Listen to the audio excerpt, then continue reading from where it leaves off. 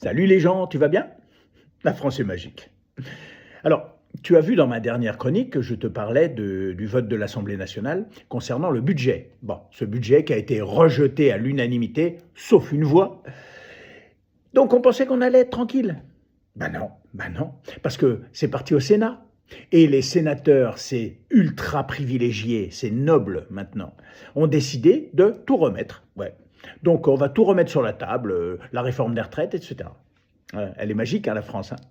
Alors, je me suis dit, puisqu'ils s'intéressent tant à nous, ces sénateurs, si on s'intéressait un peu à eux. Alors, regarde déjà ça. C'est une journaliste, Chana Lousteau, qui a enquêté un petit peu auprès de cette caste. Regarde bien ce qu'elle a découvert.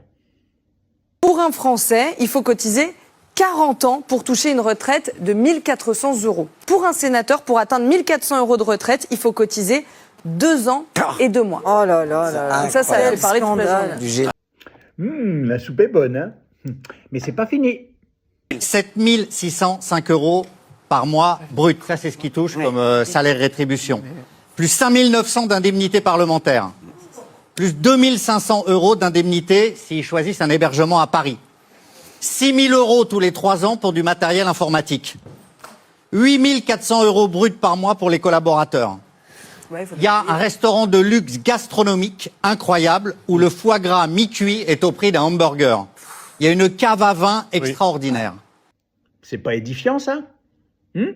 Alors, 1789, pour rappel, abolition des privilèges. Mais je crois que nous, peuple, on a trop laissé faire. Maintenant, ils se gavent, et nous, on pâtit des choses. Alors, de mon côté, j'ai fait quelques petites recherches. Alors j'ai découvert que on y mangeait très bien au Sénat, très très bien. Alors regarde bien ce petit reportage qui date de 2014. Le menu change tous les jours et fait honneur aux produits les plus nobles des terroirs français. Voilà la carte, restaurant du Sénat. Vous avez des plats, alors évidemment, hachis parmentier de bœuf, foie gras fumé, d'eau de cendre rôtie à la moelle, fondue d'épinards, beurre rouge. Et puis vous avez toujours un menu, enfin pas un menu, mais un plat diététique.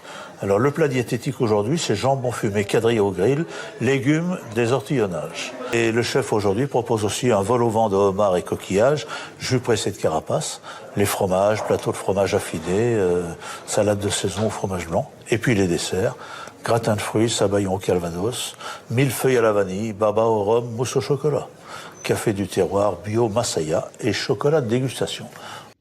Voilà, alors ce qui est dit dans ce reportage, c'est exact, je le sais, parce que moi-même, j'étais allé voir sur Internet, en tapant tout simplement sur le site officiel du restaurant du Sénat, et en tant que citoyen normal, j'avais parfaitement le droit de regarder le menu qui servait aux sénateurs. Et puis, suite à ce reportage, ça avait fait des remous quand même. Hein. Les gens s'étaient dit, attends, quand même, ils exagèrent un petit peu les pépères.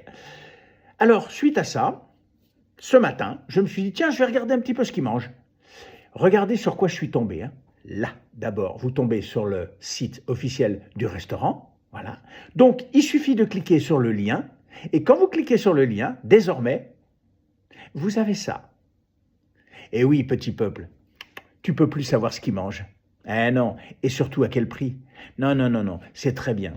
Ils ont un adage, pour être heureux et grassement payé, vivons cachés. Alors maintenant, quittons cette caste de privilégiés pour voir quelque chose de plus léger. Oui, alors le dernier concert de Lady Gaga à Paris. Ouais, visiblement, c'est nickel chrome. Je ne sais pas si tu as vu son entrée au concert, ça vaut 10. Regarde.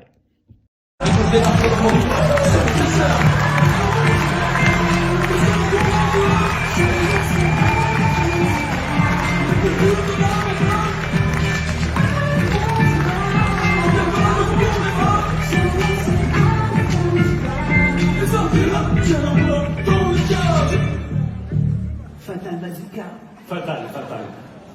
Bonjour à tous, je m'appelle Édouard Philippe. Non, elle est pas bonne celle-là. Non, franchement, ils ont honte de rien ces gens-là. C'est un truc de fou. Alors, Édouard Philippe, tu sais quoi? Je lui prédis un très bel avenir. Si, très bel avenir. Pas un très beau passé, non, parce qu'il était quand même ministre de Macron.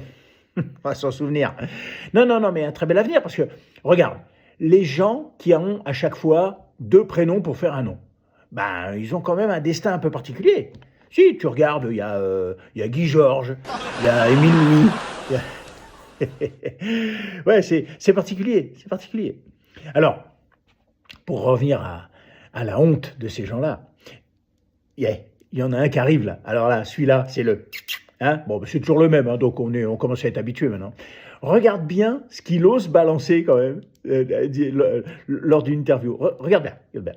Dire que la Russie aujourd'hui, elle met plus d'un tiers de son budget, plus d'un tiers, en matière de défense. Donc elle construit plus d'écoles, elle construit plus d'hôpitaux, elle construit plus de politique publique, elle n'a pas de politique sociale. Non, t'as vu les gens? Non, c'est un métier quand même. Non, il rougit même pas, rien, même pas une petite goutte de sueur.